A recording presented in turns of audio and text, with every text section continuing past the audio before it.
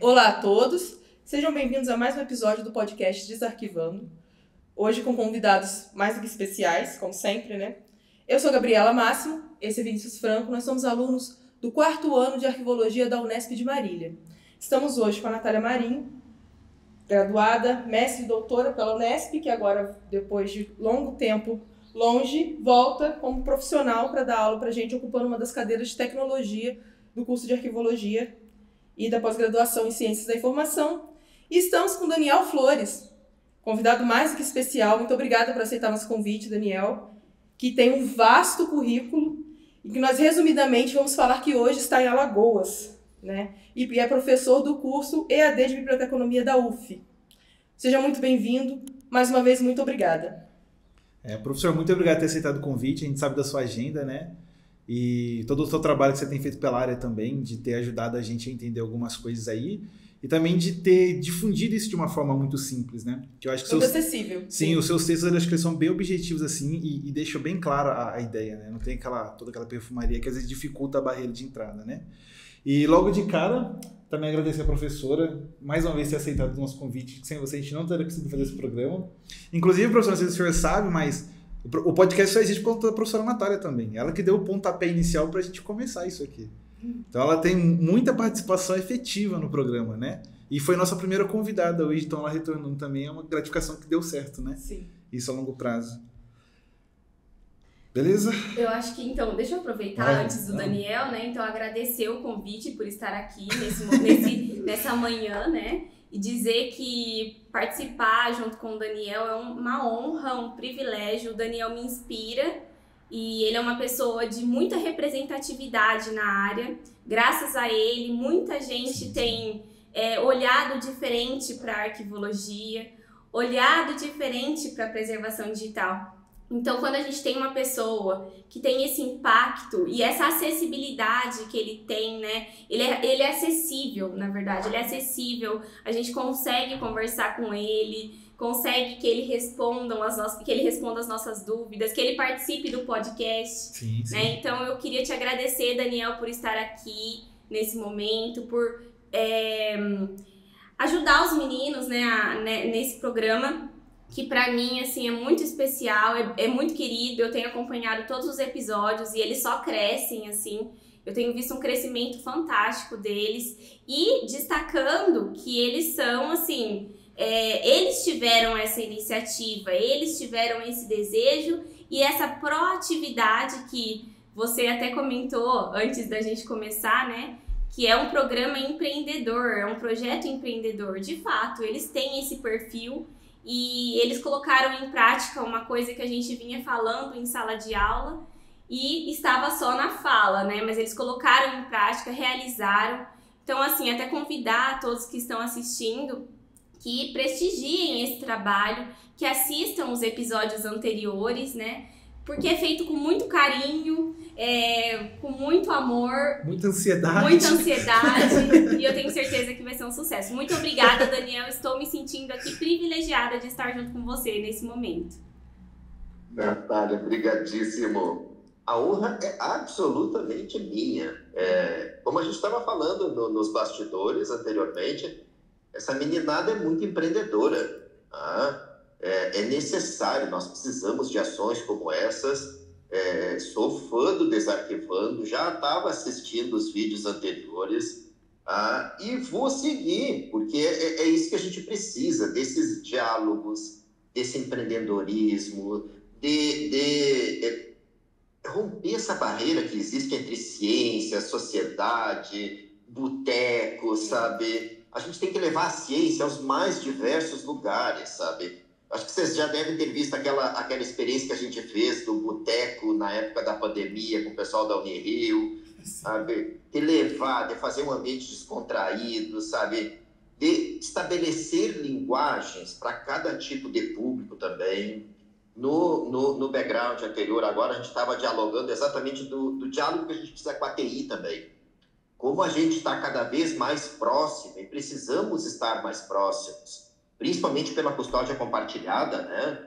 Que agora não se faz mais gestão documental de documentos digitais, nem preservação digital sistêmica sem o perfil desses colegas que compartilham a custódia, que têm responsabilidades, que têm perfis específicos, que estão aprendendo que preservação digital não é backup, que preservar documentos não pode depender de banco de dados. Então, são premissas que a gente tem que ter um diálogo profícuo, um diálogo legal, humilde, interdisciplinar, sabe? Então, esse podcast, ele faz isso também, tá? E que depois ele tem inúmeros desmembramentos. Olha os cortes aí desse podcast, que depois a gente precisa também, que o próprio podcast faça também, cortes do Desarquivando, para a gente sair compartilhando em tudo que é rede social, sabe? Aqueles pontos estratégicos, sabe? O que a gente precisa divulgar, quantos 30 segundos que eu preciso largar em tal plataforma. Então, assim, ó, todos os meus parabéns. Essa meninada tá show de bola, sabe? Feliz demais de estar aqui e estou à completa disposição de vocês.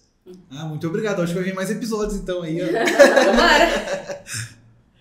Né? Professor, para começar o programa, né, a gente teve acho que umas 50 perguntas, foi bastante, e muitas delas estavam muito repetitivas, então a gente meio que complementou em algumas perguntas-chave para a gente nortear o programa aqui, porque a gente sabe que uma pergunta vai gerar bastante diálogo em torno disso, né?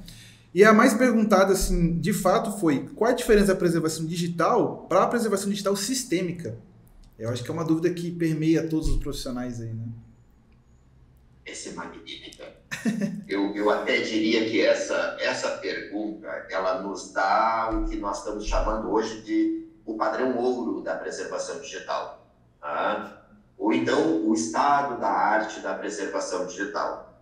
Se nós olharmos no horizonte da literatura preservação digital e não botando sistêmica, eu não vou dizer não sistêmica, ou não abordando a visão sistêmica, a gente podia ou poderia continuar aplicando estratégias da preservação digital.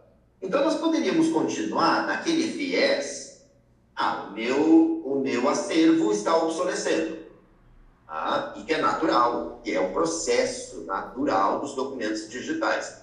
Então, o que eu vou fazer? Eu vou selecionar o que eu preciso migrar e eu vou lá pegar aquele conjunto e eu vou migrar. Olha o eu aí, né? O eu técnico, o eu profissional. Então, eu vou pegar todos aqueles documentos que estavam lá em MP3, que já é obsoleto, que já é legado, e eu vou lá converter. Daqui fora. Da maneira como nós fazíamos no passado, né? Passado ou até presente, em alguns casos. Eu vou baixar aqueles MP3, vou salvar na minha pasta, no meu diretório, meus documentos, e vou aplicar um conversor ali, tudo vai ficar no formato atual. Então, claro que o MP3, a gente sabe que tinha 5 canais somente, né? E é velho, é obsoleto. O atual é AC agora, que tem 51 canais, é uma diferença tremenda. Então, converte e devolve isso para o acervo. É isso que não pode acontecer mais, né? Porque nós chamamos isso de ruptura de cadeia de custódia. Eu poderia ter feito toda sorte de adulteração desses documentos. Cortar início, cortar fim, e não há, porque eu saí do ambiente, eu saí da abordagem sistêmica, né? Por isso a abordagem sistêmica é tão importante, e aí eu posso cortar e não há nada auscultando o que eu estou fazendo. Nada. Então o outro técnico, o estagiário, qualquer pessoa poderia ter feito isso. Roube o princípio jurídico do não repúdio. Então as pessoas vão poder arguir que aquele documento não é autêntico, que aquele documento não é confiável. Não ser autêntico quer dizer que não contemplou os 5 elementos da diplomática. São muito importantes, 5 elementos. Nem vou falar de todos os 5, mas um dos 5 é a custódia. Saiu de lá. Então, o que é o sistêmico? O sistêmico é quando a gente passa a adotar uma abordagem sistêmica de toda a preservação digital. E aí não é só a migração. Eu falei só da migração, claro, mas não é. É a migração, são todas as outras estratégias, conversão, emulação, etc. Mas é também a captura, é também a digitalização, porque tem gente que continua, tem instituições que continuam fazendo digitalização, que o termo está equivocado também, né? Eu vou esperar que venha uma pergunta sobre digitalização ou digitização. Se não vier, eu vou falar disso no final do podcast. Vai lá no final, tá? Mas assim, a digitalização, vamos continuar chamando de digitalização, mesmo que equivocada. Se a gente está falando de ciência, a gente tem que levar a acurácia, né? Porque faz diferença, não é só diferença conceitual. As instituições estão digitalizando e salvando numa pasta, e salvando num HD externo, salvando no seu dispositivo, no seu desktop. Isso não é sistêmico, porque eu digitalizo e coloco fora do ambiente protetivo, né? Fora da abordagem sistêmica. Então, a abordagem sistêmica é exatamente isso, é uma ruptura de paradigma e impressionante. Eu tenho que passar a cuidar todo o meu fazer da preservação digital se eu estou contemplando a abordagem sistêmica. E aí cai, inclusive naquela decisão do ministro da STF, emblemática, vocês devem ter isso em mente, quando o Toffoli invalidou aquelas provas e disse que aqueles documentos estavam sendo transportados. Gente, é nosso, documento é coisa nossa, né? É objeto nosso, é o documento. Estavam transportando o documento dentro, entre aspas agora, para não ficar tão chulo, dentro de sacolas de supermercado, sacolas plásticas.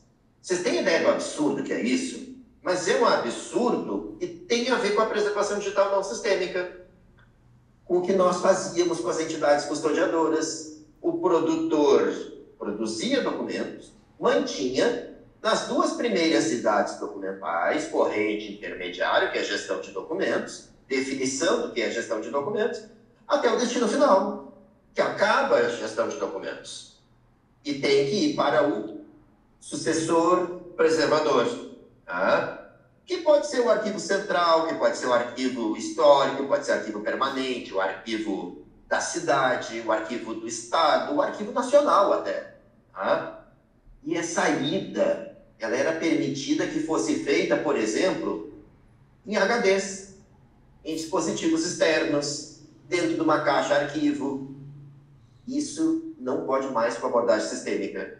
Isso se tornou um impeditivo. Fez isso, rompeu a cadeia de custódia. Tá? Então, ela é ressignificada. É uma cadeia de custódia digital agora, que pressupõe um controle, quase como um guarda-chuvas, né? Desde a gênese, antes da produção, até o arquivamento permanente ou destinação final. E, olhem que diferença, o acesso também. Porque antes a gente não dava bola para o acesso. O acesso era quase como se fosse algo fora, né? Minha preocupação é o arquivamento, é o arquivo permanente. É ali que eu vou cuidar da guarda daquele material. Não. Agora eu tenho que auscultar também o acesso. Porque o acesso é público. A plataforma de transparência, a plataforma de acesso é pública. E aquilo que é público pode ser invadido. É uma premissa da computação. Todo e qualquer sistema que uma pessoa pode chegar na frente dele pode ser invadido. É por isso que a abordagem sistêmica foi reforçada pelo modelo AIS. A norma ISO 14721, ela isola o arquivamento, ela isola o IP. Ela não está pública. Então, por que a gente tem que auscultar o acesso? Porque se houve uma invasão lá na plataforma de acesso, e é possível, sim, pode continuar tendo. Porque eu, custodiador, estou cuidando e eu tenho hashes de autenticação daquele pacote do acesso, do DIP, do terceiro pacote. Sim. eu estou auscultando. Se eu não estiver auscultando, o meu usuário vai ter acesso a fontes primárias não autênticas, não presumidamente autênticas. Por isso a importância da visão sistêmica. Eu tenho que estar com os olhos para tudo que é lado. Tá? Para a gestão, para a preservação, para o acesso e transparência ativa. Então, com esses olhos auscultadores, se houve algo, uma corrupção de autenticação no acesso no DIP, eu disparo um novo pacote. Do meu IP, do meu original, eu disparo um novo DIP. Veja como a visão sistêmica agora e é por isso que a gente chama o painel de administração da plataforma de preservação, que pode ser o Arquivemática, por exemplo, né? O dashboard do Arquivemática, que fica administrando aquele ambiente. Isso é visão sistêmica, essa abordagem que muda, essa ruptura paradigmática que muda o olhar de toda a preservação digital. Agora sistêmica, agora orientada a requisitos, a normas, a padrões, a modelos, a política e a planos. Olha que diferença. Estou acabando essa primeira pergunta, mas eu preciso dessa última parte agora. Antes, a gente tinha um DNA de mexer diretamente no documento, quando era analógico, né? Eu mexia direto no suporte. Tá? Eu tinha que tirar a sujidade, eu tinha que fazer um farelo de borracha e limpar, eu tinha que tratar com banho, sabe? Eu tinha que ir lá e fazer um enxerto de papel japonês, etc, etc, etc. Tudo diretamente no documento. A visão sistêmica agora faz o contrário. Você não pode mexer mais no documento. Olha que doido. Mudou tudo. Você não mexe mais no objeto digital. Você tem que se afastar do objeto digital, do documento arquivístico digital, aquele MP3 que parece que dá uma coceira na gente, né? Eu vou lá converter. Aquele vídeo que está obsoleto, eu vou lá converter. Eu vou lá, pego o vídeo e converto. Não. Agora você se afasta do documento. E como é que é a minha forma da gestão, da preservação? Na política.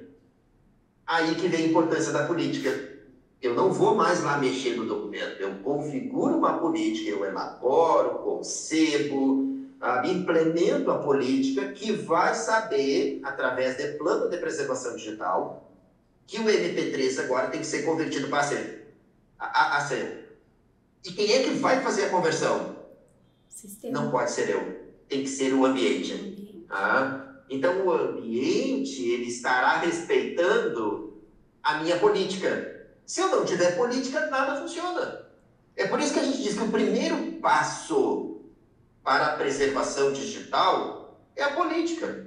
O primeiro passo para o RDCA, que é o Repositório Arquivístico Digital Confiável, que é a resolução 51 do CONARC, mas que já foi 43 do CONARC e que já foi 39 do CONARC. O primeiro passo não é levantar o RDCA. Computacionalmente falando, o primeiro passo é política. E o entendimento de que a política me afasta do documento nesta abordagem sistêmica. Agora eu defino, mas professor, mudou de novo o formato do AAC agora. É algo que a gente tem que estar acorde. Daqui para diante vai ser assim. É um processo contínuo. Então, se eu tenho que mudar de novo, não é mexendo no acervo. Não é como a gente ia no nosso acervo analógico, navegando entre as estantes, as caixas, as projeções. Agora é pela política. Altere a política, altere o plano, configure no ambiente, porque o ambiente nos respeita. O ambiente é orientado a requisitos. Isso é visão sistêmica. O arquivista sai do chão de fábrica do arquivo, ou chamado chão de fábrica, sai de lá, sai do documento digital direto, do manuseio direto e vem para uma abordagem administrativa, gerencial, orientada à política. Essa é a preservação digital sistêmica, holística. Que legal, Daniel.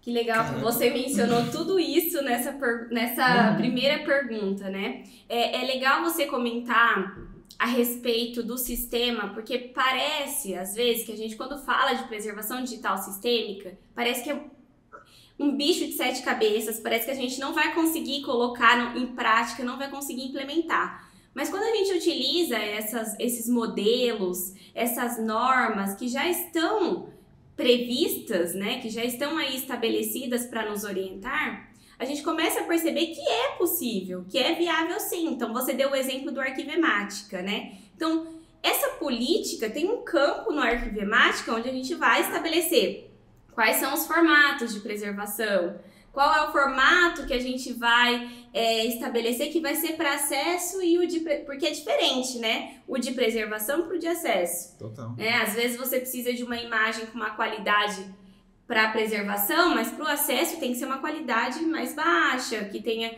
uma resolução menor, né? Então isso vai mudar, vai ser diferente dependendo de documento para documento.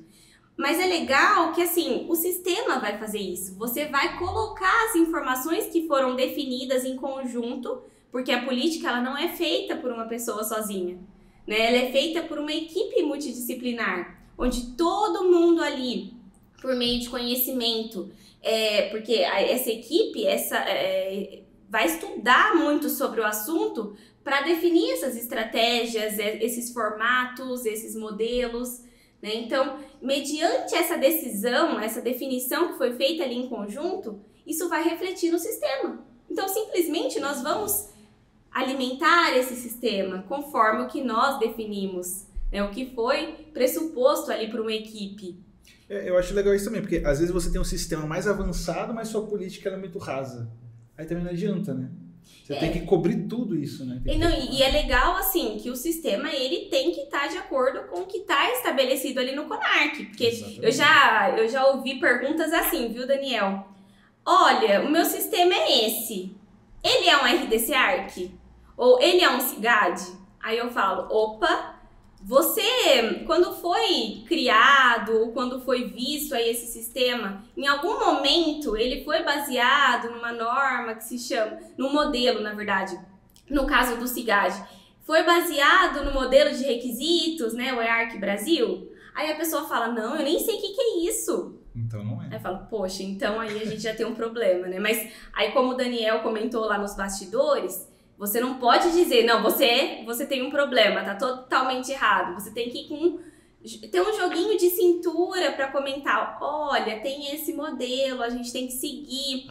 E é legal, o Daniel sempre fala isso nas palestras ou eventos, que no modelo não tá escrito orienta-se, tá escrito deve-se. Então, se tá escrito deve-se, é porque não tem outra opção. Tem que ter isso. Se o sistema não tem isso, tá errado. Né? Então, eu acho que... Pode falar, tem uma pegada importante nesse ponto. Eu vou ter que entrar agora no diálogo, porque esse diálogo é muito bom quando a gente fala de modelo de requisitos. Porque a origem desse referencial não vem da arquivologia. A origem do referencial de modelos de requisitos vem lá da ciência da computação. Então, assim, olha que de base ele já é interdisciplinar, de base. Ele é inter. Inter é aquela relação de troca, né? Ciência da computação e arquivologia. Agora, a partir do momento que a arquivologia criou o modelo de requisitos, essa criação ela é transdisciplinar, porque ele é o conhecimento mais profícuo, né? Ele é maior do que a soma das partes. Isso é a transdisciplinaridade, né? Ela é maior. Essa transdisciplinaridade, ela tem que voltar para outra parte. É isso que está faltando. A gente construiu transdisciplinarmente o modelo de requisitos para a gestão de documentos, mas aí o que acontece? O nosso colega, o nosso profissional parceiro, que é o profissional da TI, às vezes ele desenvolve um sistema de gestão documental sem ter tido conhecimento deste modelo de requisitos. E aí ele nos diz, mas professor, eu não sabia que existia este modelo de requisitos para a gestão de documentos. Tanto que quando eu fiz aquele sistema de gestão, eu ficava entrevistando o pessoal do arquivo para definir requisitos. Porque isso é da ciência da computação, né? Definir, especificar requisitos e implementar requisitos. É um processo da ciência da computação, um processo nosso, da computação também. Tá? E, inclusive, definição de metadados. E aí aquele profissional definiu metadados. Geralmente dá um rubor quando esse profissional conhece esse modelo, porque na ciência a gente sabe que a gente não pode fazer um TCC sem antes investigar a literatura, né? Sim. Eu posso criar uma roda se já existe uma literatura para roda? Ou será que eu estou inventando uma roda, né? Eu vou inventar um pi é um quadrado, etc. O cálculo do raio. Não, isso já está posto na ciência. Eu cito. Eu tenho que ter respeito científico. E eu posso criar algo novo, claro que sim, mas com base naquilo que já existia, numa boa revisão, num bom estado da arte. Nesses casos, faltou esta pesquisa. E aí a gente tem que ter um diálogo muito legal, porque tem que ser algo compartilhado, sabe? Às vezes, esse profissional de TI, ele ficou por semanas ou meses dialogando com a área de arquivo, e a área de arquivo ficou dando feedback de como que tinha que ser o sistema. A área de arquivo não podia ficar dando esse feedback. A área de arquivo tinha que dar o quê? Presente. Pega o modelo, faz um pacotinho e dá um toque. E entrega. Esse é o presente. Aqui está o modelo de requisitos para a gestão de documentos no Brasil. Nos 2 poderes e na iniciativa privada. Bom, agora eu fiz a parte inicial que eu queria falar, mas agora eu vou falar da segunda parte. O Brasil é especial em relação ao modelo de requisitos. A origem dos modelos de requisitos na arquivologia nasceu lá nos Estados Unidos. Nasceu lá no Congresso americano, quando daquela doença debilitante lá da Guerra do Golfo. Em que os documentos que eram apresentados lá não eram autênticos, tinham problemas. E aí eles foram pesquisar, inclusive na literatura, e não tinha nada na literatura sobre como fazer boa gestão de documentos, garantindo a autenticidade de documentos digitais. Por isso que o Congresso americano criou aquele comitê, que foi criado o primeiro modelo de requisitos do mundo, que é o DOD 5015. Ele é emblemático, é o primeiro, né? E, claro, homologado pela Autoridade Arquivística Nacional, que é o NARA, o Arquivo Nacional, e ele startou no mundo inteiro uma definição de modelos, né? A Austrália criou o DIRCS. A União Europeia criou o seu modelo, o MOREC. A Inglaterra criou o seu. Aqui na América Latina também, Colômbia também criou, e o Brasil criou o seu, o primeiro, que é o EARC Brasil. Mas por que eu tenho que fazer uma parte aqui? Que eu tenho que dar o presente lá para a TI, se a TI estiver trabalhando em 2 poderes ou iniciativa privada. Sim. Ou executivo, ou legislativo, ou iniciativa privada. Sim. Se esse profissional de TI estiver trabalhando para o judiciário, órgãos do Poder Judiciário, aí não é o EARC Brasil, né? É o MOREC. Aí não é esse modelo. Porque nós somos especiais. No Brasil tem 2 modelos de requisitos. É quase como um antagonismo, né? Nós somos muito especiais no mundo inteiro. Nós temos 2 modelos de requisitos. Mas nós somos os que menos, quase os que menos aplicam modelos de requisitos. É verdade. Nós temos software livre, 100% aderentes a modelos de requisitos, livre para baixar da internet. Dá para baixar hoje da aula. Tem modelo de requisitos do nosso vizinho aqui da Colômbia. Software 100% aderente. Quando a gente fala de software 100% aderente a modelo de requisitos no Brasil, a coisa é mais complicada. Tem um sistema, que é o sistema mais usado no Brasil, que existe uma resistência a aderir aos requisitos do EARC Brasil. E outra, muito mais ao próprio judiciário, que é onde ele nasceu. Porque esse sistema nasceu no judiciário, não nasceu no executivo. É verdade. Ele dominou o executivo, é claro, o brasileiro inteiro. Mas ele nasceu no judiciário e ele desrespeitou o próprio sistema de requisitos do judiciário, que é o Morec Jus. Tá? E aí, por muito tempo, o judiciário foi culturalizado, doutrinado a chamar o seu sistema de gestão de documentos de SIGAD. É um equívoco conceitual seríssimo. O judiciário não pode chamar sistema de gestão de documentos de SIGAD. SIGAD se chama no Brasil, no Executivo, no Legislativo e na iniciativa privada.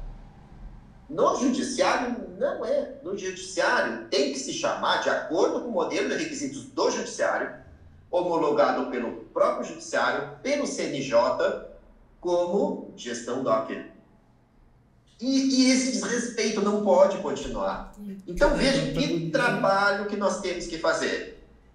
De iluminação. Nós temos que iluminar os órgãos, iluminar os nossos parceiros, levar referencial de forma respeitosa. Sim, é verdade. Num diálogo inter. Olha, você vai trabalhar no judiciário, você não vai usar o EARC Brasil, você vai usar o Morec Jus.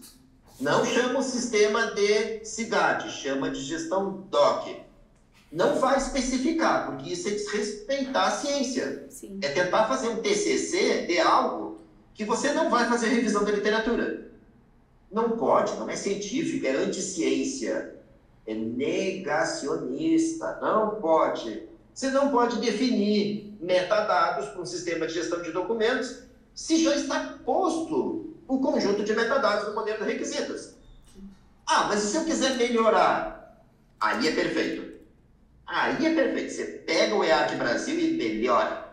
Melhora metadados. Foi isso que a gente fez na versão 2 agora do EARC Brasil. A gente melhorou o EARC Brasil lá na CTDE, lá na Câmara Técnica de Documentos Eletrônicos do CONARC, que infelizmente foi destituída pelo governo anterior, aquela Câmara Técnica, por aquele decreto que todos nós conhecemos. Sim.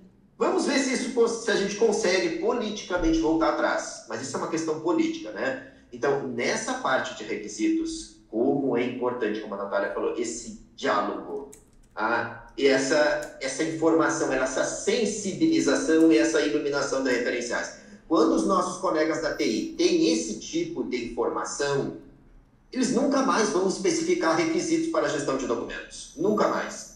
Sempre eles vão baixar o modelo de requisitos vigente para o poder adequado e vão implementar. E é por isso que a gente está sentindo uma melhora agora, porque a gente está num processo de diálogo, sensibilização, iluminação. Mas para fazer isso, tem que ter ações como essas que vocês estão fazendo. A arquivologia tem que puxar esses referenciais para o peito e dizer, isso é meu. E eu posso ensinar, e eu posso difundir, e eu posso fazer podcasts, e eu posso dar cursos e iluminar, e etc. Então, isso é protagonismo para os arquivistas, para a área da arquivologia. Isso é fantástico. Questões que a gente não para pensar, né? Não mesmo. Mas faz todo sentido. Professor, adentrando assim a uma coisa mais espinhenta, eu acho agora, né? A gente teve um debate, alguns debates relacionados a isso, né? Os paradigmas do físico para o digital. E é uma pergunta assim que eu acho que não teria ninguém melhor para responder isso, a não ser você. A cadeia de custódia, realmente ela é necessária no ambiente digital ou ela é uma réplica da burocracia que a gente tem no físico? Como o senhor enxerga isso? Que pergunta magnífica. Vocês viram que eu tentei rascunhar algo na primeira pergunta, né? Sim, sim. Claro que não dá para dialogar, para resenhar sobre isso naquela primeira pergunta, porque a cadeia de custódia é uma questão complexa. Primeiro, ela nasceu por Jenkinson, né? O Jenkinson é nossa autoridade máxima, o Hillary, né? O Sir Hillary Jenkinson, né? Porque a gente ouve a palavra Hillary e acha que é a Hillary, né? Sir Hillary Jenkinson, lá em 1920 e poucos, definiu a cadeia de custódia na arquivologia. Não vamos chamar de analógica, porque não, os documentos da época, né? E aí o que o Jenkinson estava preocupado naquele momento? Os documentos, eles saíam da custódia da linha sucessora. eles saíam do produtor e iam para a biblioteca. Analogicamente, claro, em caixas, em envelopes, em containers, etc. Sai da linha sucessória. A cadeia de custódia para a Jackson era do produtor para o preservador. Teoricamente, mais adequado, o sucessor preservador, né? Porque esse sucessor preservador confiável pode ser, por exemplo, de uma universidade para o Arquivo Nacional, segundo a Lei 8.259. É algo que não está acontecendo, a gente tem discutido isso, não acontece e a gente sabe por quê. E também porque não foi construída aquela infraestrutura de arquivos nacionais descentralizados. Não tem em São Paulo, não tem em Porto Alegre, etc. Então é impossível ficar mandando documento para o Rio de Janeiro ou para Brasília, que tem uma setorial lá do Arquivo Nacional. Assim, a cadeia de custódia era aquilo. Vamos voltar antes. A cadeia de custódia que Jackson trouxe para a arquivologia, ela já existia no direito. Nas ciências jurídicas no direito. Só que era uma abordagem distinta. Era a cadeia de custódia da prova. E a prova, lembra que no direito é muito essa coisa da prova, a prova laboratorial, né? Coleta, cotejamento até o uso efetivo no processo. É isso é a prova no direito. Era, porque mudou também no direito. Olha que legal a evolução, né? Mudou também no direito. E aí, depois, então eu voltei, adoro fazer isso. Linha do tempo dinâmica, sabe? Eu estava lá em Jackson, vamos voltar, porque vem lá do direito, e agora vamos andar um pouquinho adiante. Cook. O que o Cook nos trouxe? Pós-custodialismo, né? Questão pós-custodial. Tem um momento, a gente precisa historicizar isso, tem um momento. E teve o referencial dos portugueses também, né? Que até teve uma abordagem que eu não curti muito, né? Que ficou meio preconceituosa com a custódia. Arquivistas custodiais e arquivistas pós-custodiais. Como se fosse algo. O custodial é velho, obsoleto, e o pós-custodial é o up-to-date, né? Não tem custódia mais. E aí também vieram inúmeras outros ataques, né? Patrimonialista. Como se isso fosse um xingamento, né? E eu ia me sentir todo atacado, né? A arquivística custodial é patrimonialista. Você é patrimonialista. Eu escutei isso recentemente. Patrimonialismo não tem nada de malvado. Quem dera se eu conseguisse patrimonializar agora a plataforma digital de acesso e transparência ativa do Arquivo do Estado de São Paulo. O Atom do Arquivo de São Paulo, que é magnífico. Olha o que é patrimonializar, olha que magnífico. O cidadão passar a ter o sentido de que aquilo é seu. Não pode desligar mais o Atom do Arquivo de São Paulo. Mudou gestão, muda governo, muda diretor, não desliga mais. Vocês viram que patrimonialismo não é um xingamento? Foi usado como um xingamento, é um elogio. Então, assim, vem o custodialismo, pós-custodialismo, e aí vem agora o referencial dos digitais. E aí, qual é o antagonismo aí? Porque naquele momento do pós-custodialismo, a gente achava que não tinha mais suporte. A gente achava que tudo ia virar só informação e acabava o documento. Não é à toa, vamos falar da Belotto aqui, nossa amada Heloísa Belotto, que era sistemático. Gente, a Belotto dava uns pitis com a gente nos eventos, que eu amava ela por isso, que vinha aquela pergunta. Mas Belotto, professora Belotto, a senhora escreveu até um artigo sobre que o objeto da arquivologia era informação. E agora a senhora está falando que é um documento? Vamos assistir esses materiais da Belotto e vão ler Belotto, por favor, eu recomendo. E aí ela explicava por quê. Tinha um momento, e tinha a ver com a custódia. Eu não estou costurando só fora, eu estou alinhavando.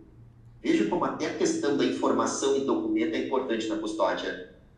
a gente passou por um momento dessa informatização que a gente achava que a gente não ia mais deter a custódia dos documentos digitais. Estaria tudo num limbo vazio, sabe? Na nuvem. O arquivista não ia mais ter custódia, acabou o suporte, não documenta mais a relação da informação e fixação e suporte, acabou o documento. Virou informação. E aí a Peloto volta atrás. E aí ela faz uma crítica, né? Uma autocrítica também, uma crítica à informação, dizendo que não, é documento, gente, é informação manifestada em um suporte. E aí o digital trouxe robustez a isso, porque a gente documenta o suporte, a gente registra o suporte nos ambientes digitais, por metadados. Aí vem a fixidez, vem a fixidez, vem controle de integridade, que controla suporte. Onde é que você está? Então vocês viram como dá para problematizar a questão pós-custodial? A gente fez um artigo, eu e a professora Tânia Gava, eu recomendo esse artigo, Problematizando a Pós-Custódia, de Cooke. E a gente, claro, passou por alguns outros autores, mas basicamente, e sabendo que é um tema espinhoso, Vinícius, muito espinhoso, muito, porque daí mudou tudo, de novo, nova ruptura paradigmática. Aquilo que Jason falava da cadeia de custódia, não digitalmente falando, né? Podia pegar documentos do produtor, botar dentro de uma caixa, o arquivista, botar num carro oficial e levar dos produtores da Secretaria de Fazenda ou da Secretaria de Saúde e ir até o Arquivo do Estado e entregar lá os documentos. De acordo com o Jason, está ok cadeia de custódia. Continuam sendo documentos autênticos. Vamos levar para o digital agora. Será que eu posso, do Ministério da Saúde, do hospital, exportar os documentos num HD externo, num pendrive, numa fita DAT e entregar para os arquivistas, servidor público, com fé pública? Esse arquivista pegar esses materiais, essas mídias externas, colocar dentro de uma caixa arquivo, chamar um carro oficial e ir até o Arquivo do Estado e levar esse documento para o Arquivo do Estado exportar na sua nova plataforma de preservação? Não, né? Aí a cadeia de custódia foi ressignificada. Gente, Peter Hurtle, anotem, Peter Hurtle, Hurtle é como, o sobrenome dele é H-I-R-T-L, Hirtle com H, para não ter problema de a minha pronúncia, eu falando inglês que nem um doido aqui. Peter Hurtle. Peter Hurtle diz isso, que nos documentos analógicos estava tudo bem esta ida do produtor para o preservador. E o Hurtle disse, nos documentos digitais, não. Esta ida não pode mais ser assim. Agora a cadeia de custódia tem que ser digital. Digital Chain of Custody. Adorei falar. Inventando aqui. Como que vai ser essa pronúncia? Gente, a cadeia de custódia agora é ressignificada, é digital. Então, quer dizer, esse documento não pode sair do sistema. Ele tem que estar confinado nos sistemas. Como é que eu vou mandar do hospital para o arquivo? Como é que eu vou mandar da Secretaria de Saúde para o arquivo? Em linhas ininterruptas de custódia. E aí é que vem agora o computers, né? Uma terminologia bem computacional, que são as chamadas REST API. Ou um SET API, que são formas de conexão entre um sistema e outro sistema, porque no passado não existia isso e hoje existe. Eu faço chamadas e eu vou mandando os documentos, os pacotes. Então, aquele pacote de documento que eu fazia para o recolhimento ou para a transferência, o termo de recolhimento ou termo de transferência, respeitando a terminologia, né? Transferência do corrente para o intermediário. Se for no permanente, seja no corrente intermediário, recolhimento, isso tem que ser feito nestas linhas, nesta linha ininterrupta digital. Então eu não posso mais falar só cadeia de custódia. Eu tenho que falar cadeia de custódia ressignificada. Cadeia de custódia digital, como Peter Hurtle puxou a nossa orelha. Porque se eu levar em HDs externos, rompeu cadeia de custódia digital. Mas não rompeu cadeia de custódia tradicional, não digital ou analógica.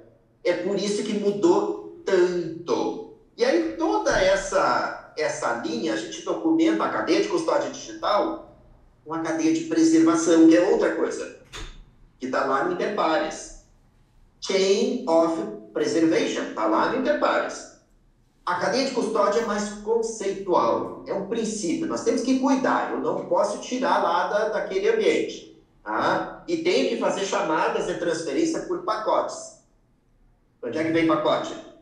Do modelo AIS, da norma ISO 14721. E onde é que está a cadeia de preservação? Lá no Interpares, referencial, consolidado, homologado, que é mais tecnológico. Quando a gente estuda a cadeia de preservação para dar aula, que os alunos vão para a aula, estudar o arquivemática, por isso que tem que ter aula de arquivemática na prática. Porque o aluno vai lá pegar o pacote IP, pacote de arquivamento, e aí ele vai fazer o quê? Uma análise diplomática do IP. E está tudo lá dentro, toda a cadeia de preservação. E é por isso que nós temos que também ter um diálogo interdisciplinar com os pesquisadores, com os usuários, em especial com os historiadores, que vão analisar esse IP e vão passar a olhar dentro do IP como é que foi mantida a cadeia de custódia, que é conceitual, e que tecnologicamente vira cadeia de preservação. Tem um slide da Luciana Durante, recomendo esse slide, está público na internet, que ela apresentou no último congresso do ICA na Cidade do México, e que a Luciana Durante nos apresenta a Digital Chain of Custody, nos dando esse presente. A cadeia de custódia agora é digital, ressignificada. Espero ter conseguido dialogar no tema, como o Vinícius disse, é espinhoso, mas é maravilhoso. Dá prática, dá aula, dá para levar arquivemática para trabalhar em classe, dá para fazer os alunos estudarem um IP e estudar diplomática digital num IP, tudo orientado pela cadeia de custódia digital. Eu acho que o meu problema com a cadeia de custódia digital é entender isso e ver a aplicabilidade disso, né? Mas é que o físico é muito mais fácil. Tá ali, você tá fazendo aquilo, você sabe especificamente o que você pode fazer para não romper aquilo. O físico é palpável. É muito nítido. Essa é a verdade. Quando você tá rompendo o físico, é muito nítido. Agora, o digital, não. É um Ctrl-C, Ctrl-V ali, uma coisa que você edita, então fica muito mais difícil você captar o que você tá errando ou não, né? E talvez seja isso, por conta disso que a gente fala, é muito burocrático fazer isso no digital. Porque no físico você bateu o olho, você sabe o que você tá fazendo de errado, né? Então, essa nuance do digital que ainda a gente pode cometer muitos erros, né? E também não saber ver como está a aplicação disso, né? Se está correto, se está coerente, né? E tem uma coisa muito importante dessa ruptura de paradigmas, porque essa cadeia de custódia do físico, vamos falar de físico, de analógico, né? Sim. Gente, a gente tem toda uma experiência, uma expertise, que todos os descuidados que a gente teve da gestão, ainda assim, os físicos continuam sendo autênticos, não é? Sim. A tragédia do Rio Grande do Sul, o problema da inundação dos acervos, descuidados, colocados em subsolo, sabe? Tudo isso que acontece, sabe? Documentos que saem do produtor e não vão para o sucessor preservador, ainda assim a gente consegue recuperar esses documentos autênticos. Uhum. Vocês viram a diferença? Sim. Documento físico tem forma fixa implícita. Sim. Eu não preciso ficar cuidando de forma fixa. A literatura da forma fixa e conteúdo estável da diplomática é para o digital. Porque o físico tem conteúdo estável implícito. O físico tem forma física implícita. Tem autopreservação, Aí vai durar para sempre? Não, claro que não. Claro que tem durabilidade, depende das condições que eu deixei. Mas, gente, a assinatura não é fácil pegar uma assinatura de um documento analógico, rasgar ela e colocar no outro. Deixa vestígios. Não é fácil apagar nota minha no meu histórico lá, analógico, papel, passar uma borracha lá, passar um liquid paper e botar onde eu tirei 4, botar 9899. Deixa vestígios, e dá para analisar, tem análise de carbono, etc. Ou seja, então o analógico tem isso, é magnífico o analógico. Só que a sociedade, é isso que nós temos que entender. Nós, arquivistas, atendemos a sociedade. Tá? A sociedade, ela passou a ter um entendimento de ruptura de produção de documentos analógicos. E a sociedade passou a produzir documentos digitais. Queiramos ou não queiramos. Nós temos que responder o que a sociedade nos demanda, nos insta, não é só mercado. Estamos falando de sociedade. Então nós temos que responder. Se a sociedade deixou de produzir analógico, passou a produzir documento digital, eu tinha que produzir respostas para garantir documentos autênticos. E o documento digital não tem forma fixa implícita. Eu tive que cuidar. Eu tive que definir requisito para isso. Documento digital não tem conteúdo estável implícito. Eu tive que cuidar. E a autenticidade? A autenticidade do analógico era assinatura, selos e etc. A autenticidade do digital complicou. 5 elementos, 2 componentes e 3 identidades. Então, olha, quando eu começo a comparar essas literaturas, olha o nível de complexidade que aumentou. Sabe? E aí agora ressignifica a cadeia de custódia digital. E aí aparece o pacote. Gente, para que pacote? Para que complicar se tinha caixa de arquivo? Não, mas não complicaram só com o pacote. Ainda criaram 3 pacotes. Aí tem o CIP, que é o pacote da gestão de documentos. Para quê? Bem analógico, né? Bem resistente. Para quê? Aí criaram o WIPE. Por que tem que ter um pacote separado, diferente agora? E por que tem que ter um DIP? A Natália falou dos formatos do plano de preservação digital. Tem um formato do WIPE, tem um formato do DIP. Não, tão de brincadeira, né? É assim, o WIPE é o original. O WIPE eu tenho que preservar para acesso no futuro. Então eu mando um vídeo proprietário. Acabei de pegar o meu celular proprietário lá, que eu odeio, não gosto, não tem nada a ver com arquivista. Eu tinha que fazer uma campanha. A arquivista tem que usar celular não proprietário, né? E o proprietário, não. Você não está na raiz, você não está na DNA. Você tem que trabalhar com o seu celular livre.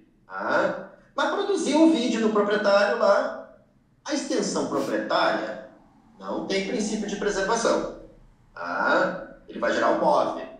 Produzir lá no sistema operacional proprietário no Windows. Ele vai fazer um vídeo em WMV, Windows Media Video. Tem regra para tudo isso, como a Natália falou. Ele chega aqui do CIP, vem para o preservador. Não é só eu que posso converter, senão é ruptura da cadeia de custódia. É a política, quem vai converter o ambiente. Então ele já tem a regra que ele recebe o WMV, ele converte para MKV, que é o formato aberto, Matroska Video, MKV. E salva no WIPE. E quando ele manda para o DIP, ele não manda MKV. Para complicar a nossa vida, né? Ele vai mandar um DIP no formato MP4 com codec de redução. Porque a plataforma de acesso não precisa do original. A plataforma de acesso pode ter formatos menores para reduzir o tempo de download, de banda, de compartilhamento nas mídias, etc, etc. Onde é que está posto tudo isso? É isso que também é legal. Eu não vou ter que fazer tudo isso na mão. Todos esses formatos já estão definidos lá no PRONOM. Lá naquele órgão colegiado do Arquivo Nacional do Reino Unido, que tem todos aqueles formatos e que quando a gente instala uma arquivemática para uma instituição ou para dar aula, já está tudo lá. A Natália falou que está tudo lá o padrão do WIPE e do DIP. Mas aquilo não é também uma camisa de força. A minha instituição não vai usar o MP4 com acesso. Basta eu mudar a política. Não mudar o formato do documento. Senão é ruptura de cadeia de custódia. Você não pode. Você vai mudar a política, visão sistêmica. Olha como isso é legal. Mudou o paradigma. Agora, visão sistêmica, Dá até pra gente puxar o aluno, às vezes, na aula, né? Ele quer fazer de tal forma. Opa, visão sistêmica. Visão holística. Nada de ir lá mexer no suporte. Quando falamos de digital, você vai mexer até a captura. Mas professor, tem um órgão lá que todos os documentos estão fora do repositório digital confiável. Você vai lá fazer pacote. Você vai lá intervir. Você vai aplicar identificação arquivística. Você vai identificar. Você vai colocar metadados. Você vai fazer pacote CIP. Outra skill aí do arquivista, né? Outra habilidade legal. Tem que dar aula disso e muito. Arquivista tem que ser bom em fazer pacote CIP para captura. Na mão, nem precisa de ferramenta. Primeiro vai fazer na mão. Para aprender bem. Vai fazer pacote CIP, objeto e metadado, objeto e metadado. E vai submeter ao RDCA.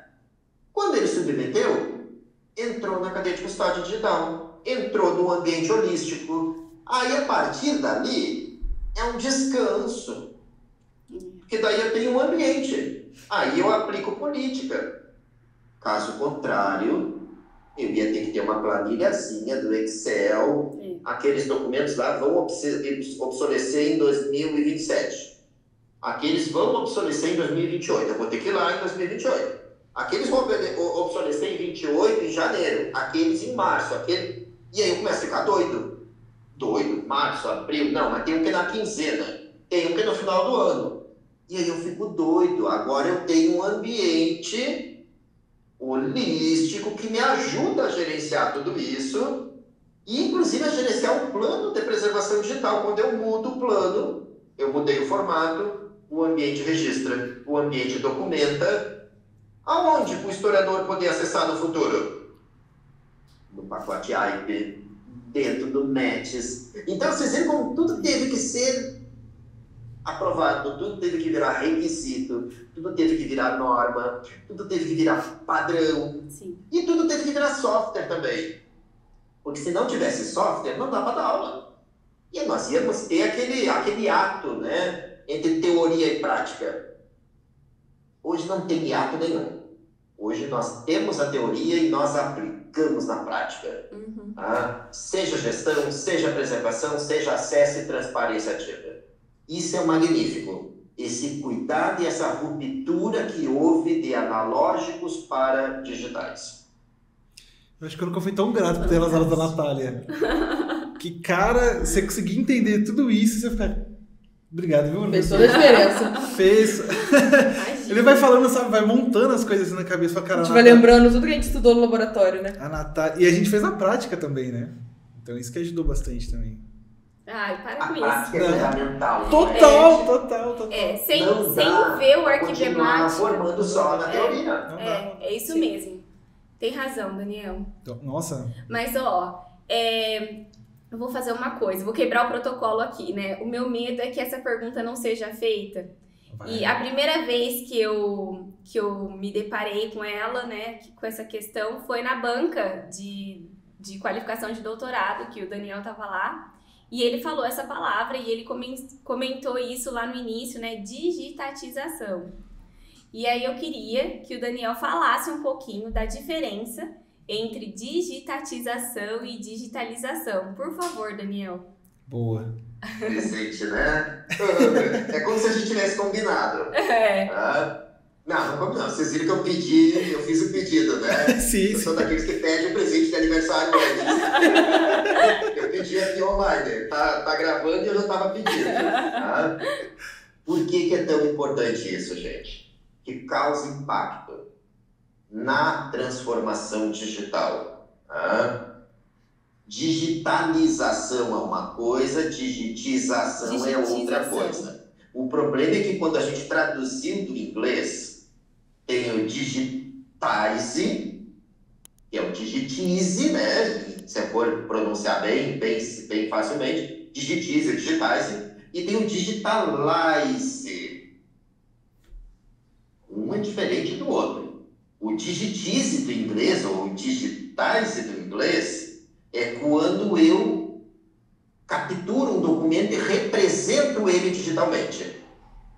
Vamos chamar de foto do documento. Não pode ser só foto. porque essa digitização pode ser de um vídeo. Aí não é uma foto, né? Aí tem que capturar o movimento, etc. E pode ser em 3D, e etc, etc, etc. E pode ter áudio. Então, assim, ó, o digitize ou o digitize é essa representação em dígitos binários no ambiente digital, do analógico para o ambiente digital. Vocês viram que a gente não usa isso, né? A gente trocou os conceitos. E aí tem o inglês, o digitalize. E não é o que a gente usa no Brasil, não é escanear um documento. O digitalize é quando a gente informatiza um sistema. Quando a gente usa um sistema de informação digital, isso é literatura da ciência da computação, CID, Sistema de Informação Digital, para informatizar um processo de negócio. Esse conceito é importantíssimo, vou usar em seguida. Processo de negócio. Eu informatizo, eu não mudo, olha a importância, não mudo. Eu reproduzo no digital. Então, por exemplo, como é que era feita a matrícula dos alunos na minha universidade, na Unesp, eu não sei aonde? Era feito passo A, B, C, D e F. Se eu pegar isso que era feito no analógico e reproduzir no digital, é digitalize. Reproduzir. No Brasil, o que a gente fez? A gente criou um termo, uma tradução, que a gente uniu o digitize com o digitalize, digitize e digitalize com uma coisa só. Então a gente chama de digitalização para tudo. Digitalizou o processo. Tirou foto, escaneou, digitalizou. Informatizou tal coisa, digitalizou. É verdade. Tá errado. Minha cabeça explodiu agora. E por quê? Por que que agora eu vou trazer a importância disso? Porque podia ser só uma questão de conceito. Impacta na ciência. Transformação digital, o referencial da transformação digital. Não é transformação digital fazer representação de documentos no digital. Então, e lá no meu arquivo? Tem um arquivo lá com 30 milhões de documentos analógicos. Eu vou representar digitalmente esses documentos. A gente chama no Brasil de digitalizar, né? Eu vou deixar de digitalizar por enquanto. Eu vou representar, vou digitalizar. Isso não é transformação digital. Bom, isso não é um entendimento. Está lá na literatura da transformação digital. Agora vamos para a segunda abordagem, que é a abordagem de representar um processo de negócio no digital. Informatizar. Então, uma coisa no meu arquivo que era feita de forma analógica, um pedido de acesso a documento, eu vou reproduzir no digital. Reproduzir, não vou mudar. E eu crio um sistema que reproduz tal qual era no analógico. Isso se chama, sim, digitalização. Isso é digitalização de verdade. Isso é o digitalize, isso é a informatização. A pergunta que vem agora é, isso é transformação digital? Não é. Transformação digital é quando a gente muda o modelo de negócio. Então, não é transformação digital ficar reproduzindo o documento. Não é transformação digital ficar reproduzindo processos tais quais eram no analógico no digital. Aí vem a pergunta, o Uber, o aplicativo de transporte, ele é uma digitalização? Não, porque ele não reproduziu o modelo que era feito no analógico. Ele trouxe uma abordagem disruptiva. Os taxistas não queriam se informatizar. Tinha resistência, brigaram muito com aquele novo modelo de negócio. Então, o que a Uber trouxe? Um novo modelo de negócio. Isso é transformação digital. Então, vocês viram que agora é muito importante nós especialistas, nós expertos da ciência, da arquivologia, aqui dentro, isso não é digitalização, isso é digitização. Quando eu passo o scanner no documento, é digitizar.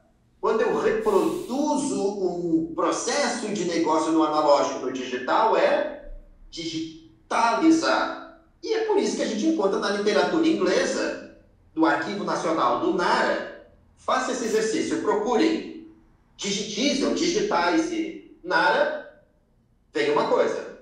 Agora procure por Digitalize e NARA, que é o National Archives and Records Administration, vem outra coisa. O Digitize é a captura de documentos para o digital. O Digitalize é uma informatização. Então, botar no CIGAD, digitalização. Escanear documentos do meu arquivo não é digitalização, é digitização. Pode parecer até estranho no começo, quando a gente começa a falar, né? A minha língua estava tão acostumada em falar digitalização, e agora eu vou falar digitização. É importante para nós. Por quê? Porque causa impacto científico na transformação digital. Porque eles são steps da transformação, mas não é transformação digital. Digitizar é step, digitalizar é step, são princípios, mas não se configura em transformação digital. Transformação digital é quando eu mudo o modelo de negócio. Como foi o Uber que mudou. Como foi o cenário cinematográfico mundial que teve uma ruptura, uma abordagem disruptiva com Netflix. Sim. E depois inúmeras outras plataformas, sabe? Mas é uma abordagem disruptiva. Essa é a parte que eu queria explicar. Agora, já que eu falei em transformação digital, eu não vou deixar parado. Vamos lá. Vamos lá. Na transformação digital em arquivologia, nós não podemos escolher entre uma abordagem disruptiva ou não disruptiva sem diagnóstico. Não podemos, eu tenho que ter cuidado. Disruptiva ou não disruptiva? A não disruptiva é a inovação sustentada. A disruptiva é novo produto. Geralmente não muito baseado na ciência. Ignora a ciência, ignora referenciais. Por quê? Porque existia um diagnóstico prévio resistente à transformação, resistente à inovação. Então o diagnóstico é assim. Se o órgão ou o público-alvo é resistente, não só resistente, não tinha vias de transformação digital, não tinha um plano de transformação digital, ele é pró-disruptivo. Agora, se ele tinha um plano de transformação, se ele tinha uma equipe estudando, ele é pró-inovação sustentada. Olha o diagnóstico, a importância do diagnóstico. Por que eu trouxe isso? Porque às vezes a gente vê um arquivo falando, ou uma biblioteca, ou um museu, e estamos implementando uma abordagem disruptiva, sem diagnóstico. Disruptivo pode ser sem arquivista. Disruptivo pode ser sem a ciência. Porque é um produto novo, uma concepção nova, que geralmente tem que ser adequado depois. É porque o órgão era pró-disruptivo, era contra a inovação, era contra a transformação digital. Não é o que a gente vê na maioria dos arquivos. A maioria dos arquivos tem um plano de transformação digital. Por isso que é bom fazer planos de transformação digital. Por isso que é importante eu treinar a minha equipe para trabalhar com arquivemática. Mesmo que eu não esteja trabalhando ainda, eu estou em processo. Eu estou formando equipe. Eu estou startando uma plataforma de transparência ativa. Então eu sou pró o quê? Inovação sustentada e não pró-disruptiva para vir colocar um sistema de gestão de documentos criado num tribunal que não respeita a ciência. Um sistema de gestão de documentos que não classifica documentos. Um sistema de gestão de documentos que não avalia. Um sistema de gestão de documentos que mantém documentos de caráter permanente no corrente, induzindo ao cometimento de crime. Então, vocês viram o equívoco que aconteceu aí? Sim. Não fizeram diagnóstico, não analisaram que nós éramos pró-inovação sustentada, nós estávamos estudando, nós tínhamos modelos de requisitos, nós tínhamos toda uma evolução na arquivologia para uma inovação sustentada. E o que fizeram? Não se basearam na ciência da transformação digital, por isso que a ciência é tão importante. Se tivesse se baseado na ciência, na literatura de transformação digital, não teriam feito um sistema negacionista. Um sistema que criou metadados que já estava criado no EARC Brasil. Um sistema que pensou em fazer gestão de documentos sem plano de classificação. Não existe gestão de documentos sem plano de classificação, sem tabela de temporalidade. São instrumentos basilares, isso está lá no modelo de requisitos. Está lá, os instrumentos basilares, plano e tabela.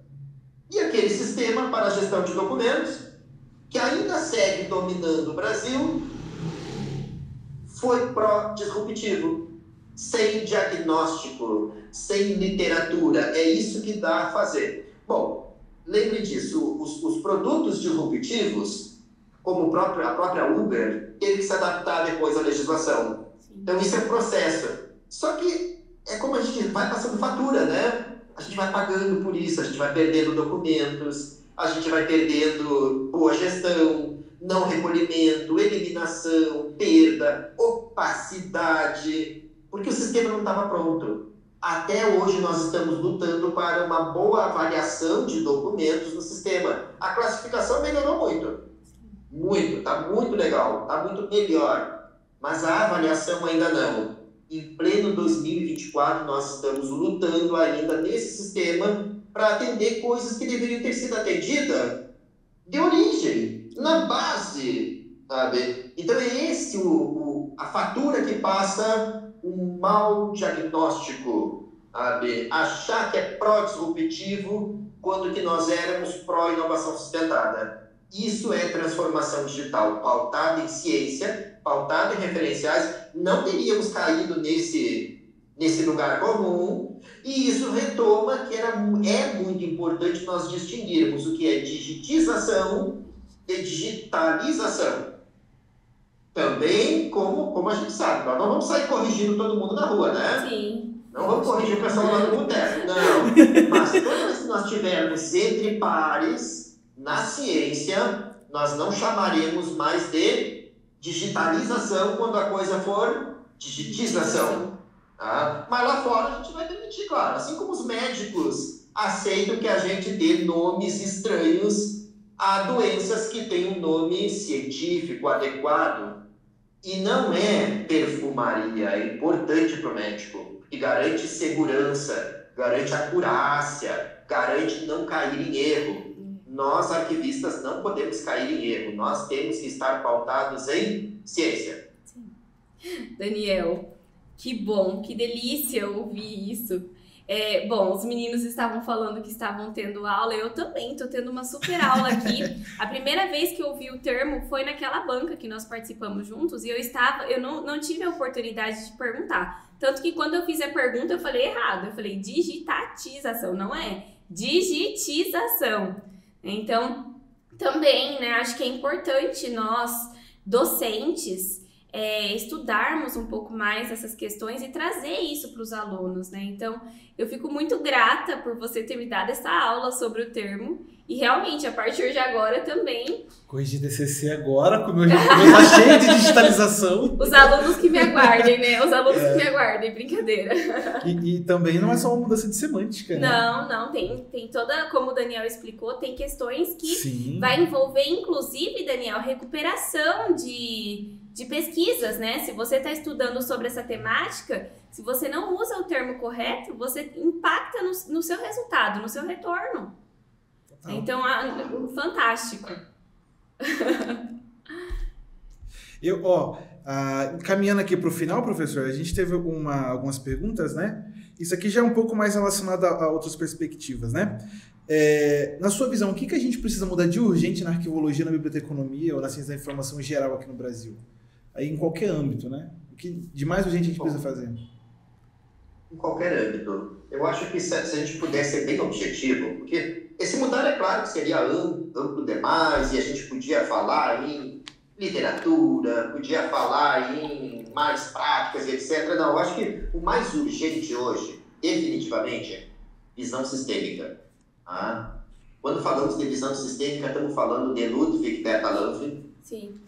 Que não nos é estranho, é um autor da ciência da informação, é nosso, é nosso, nós usamos em provas, usamos em teoria de sistemas, pela contribuição do Bertalanffy da TGS, a teoria geral dos sistemas, a complexidade.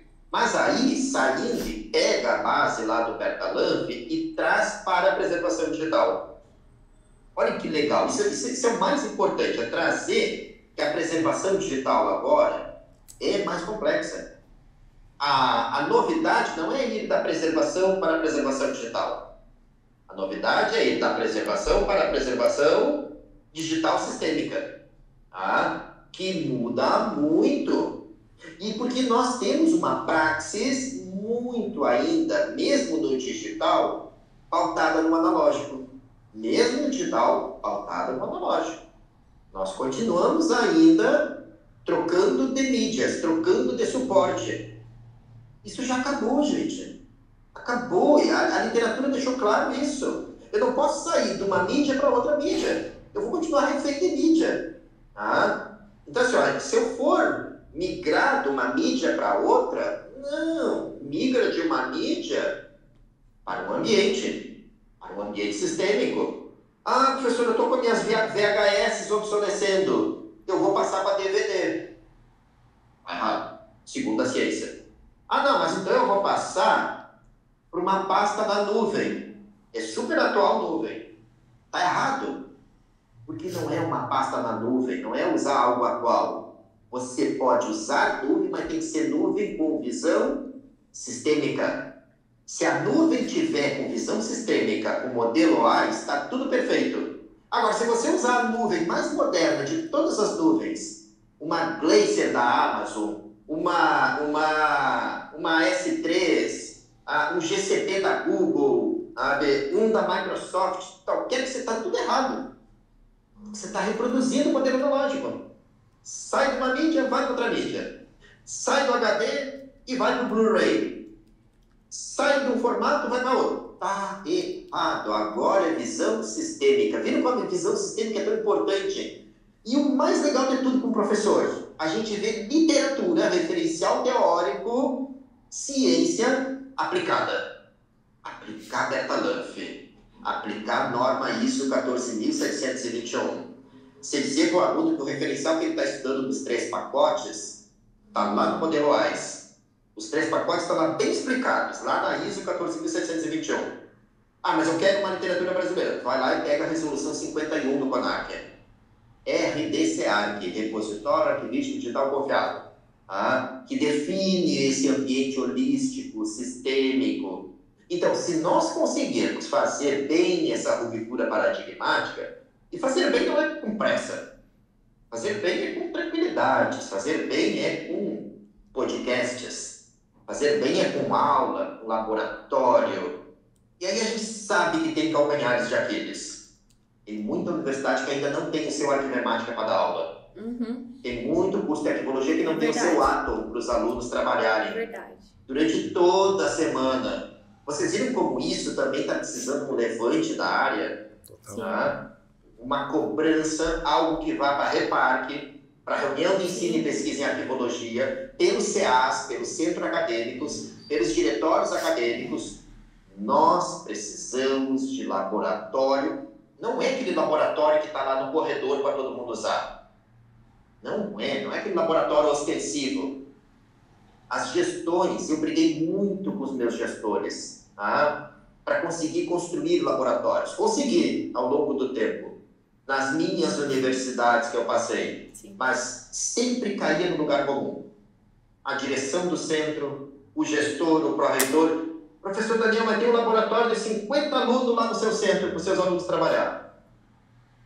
Não é um laboratório de ensino como AVA, como ambiente virtual de aprendizagem da arquivologia. É ostensivo. Eles estão achando que a gente usa aquele laboratório para ir lá rodar um Word para digitar trabalho. Para ir lá baixar um programinha para converter formato.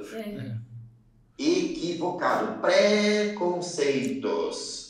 Nós temos que explicar que nós precisamos de laboratório de ensinos específicos, como um microscópio em determinadas áreas.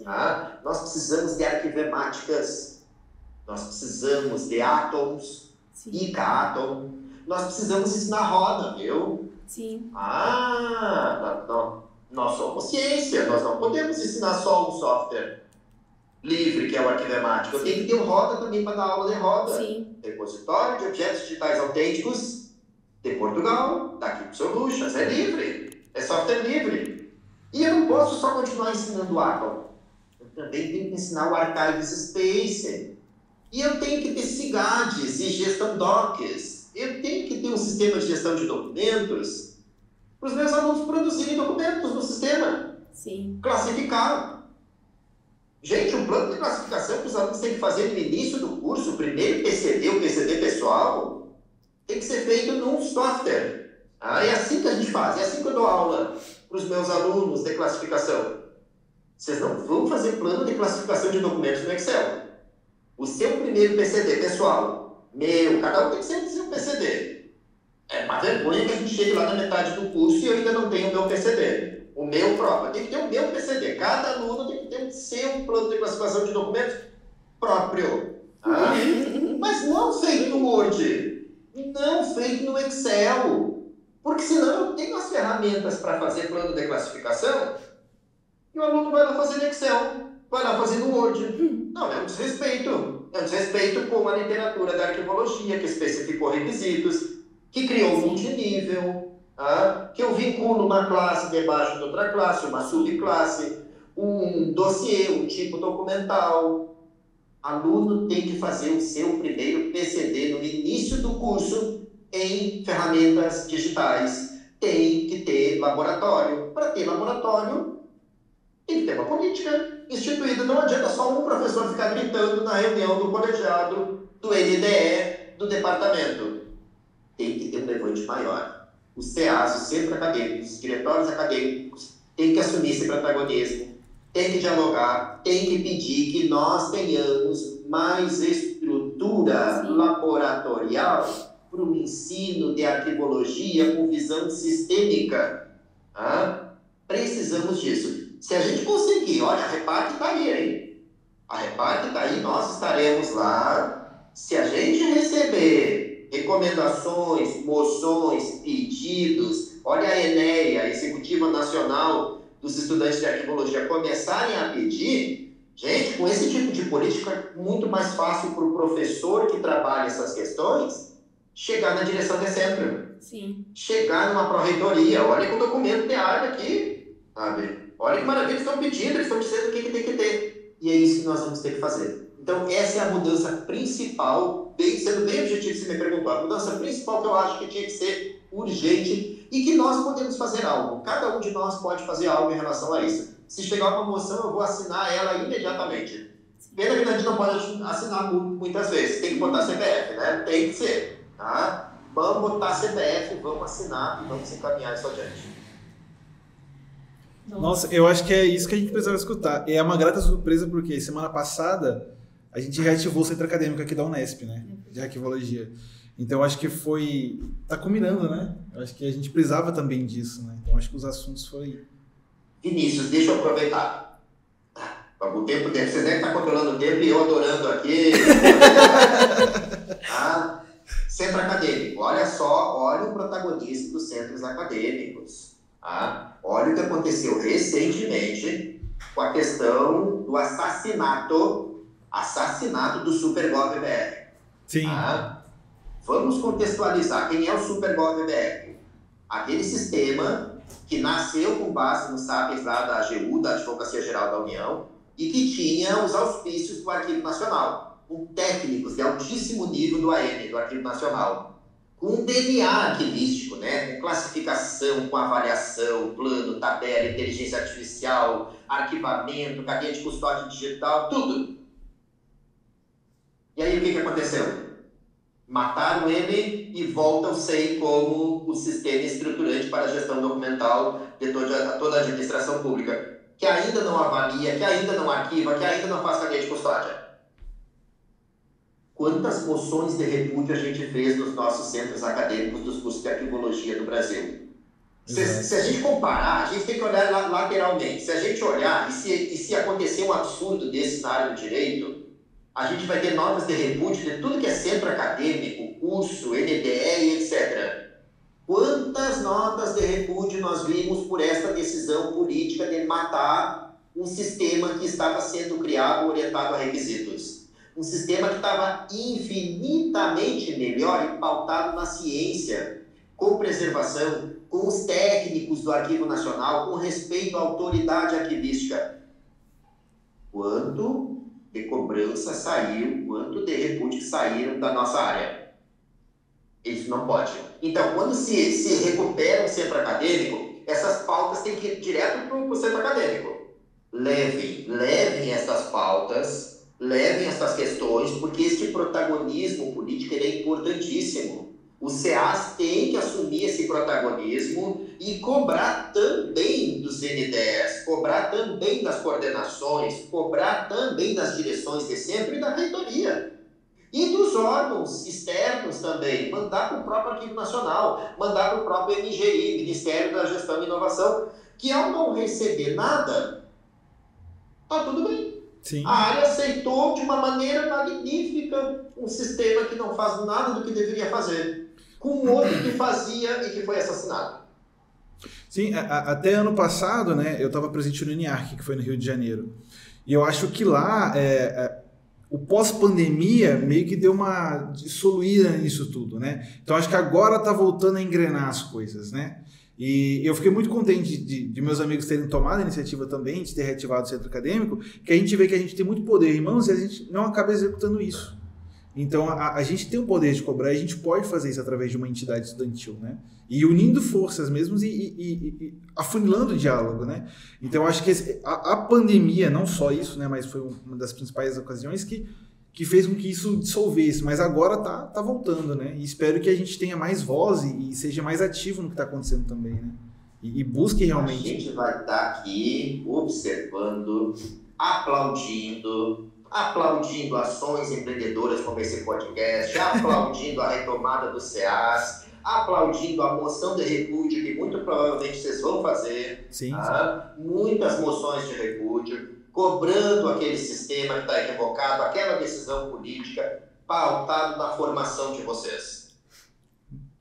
Professor, a gente vai encerrar o programa agradecendo muito a sua participação.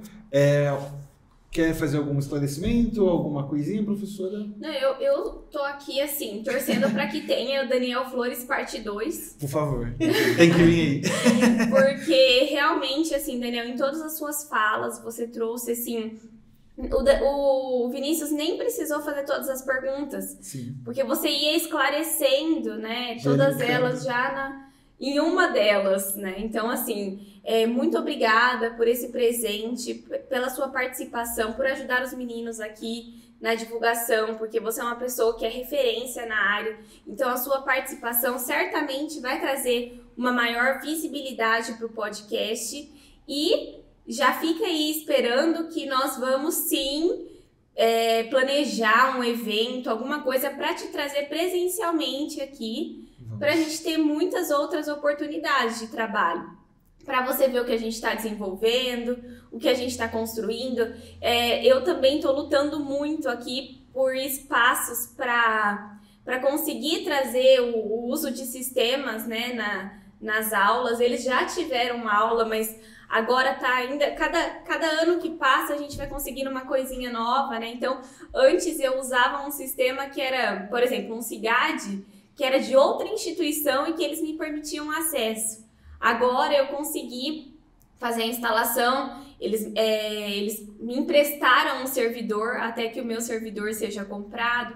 Então, assim, a gente vai fazendo, sabe? Vai lutando como dá, né? Vai se virando aqui, se virando ali, porque a gente entende a importância deles terem esse conteúdo, né? E muito disso é por conta da sua atuação, porque a gente vai percebendo o impacto que tem toda essa discussão da preservação digital sistêmica, né? Porque eu, na verdade, conheci a preservação digital sistêmica por você, pelas suas pesquisas, né? E agora eu tenho trabalhado com isso também, com os alunos e nas minhas pesquisas.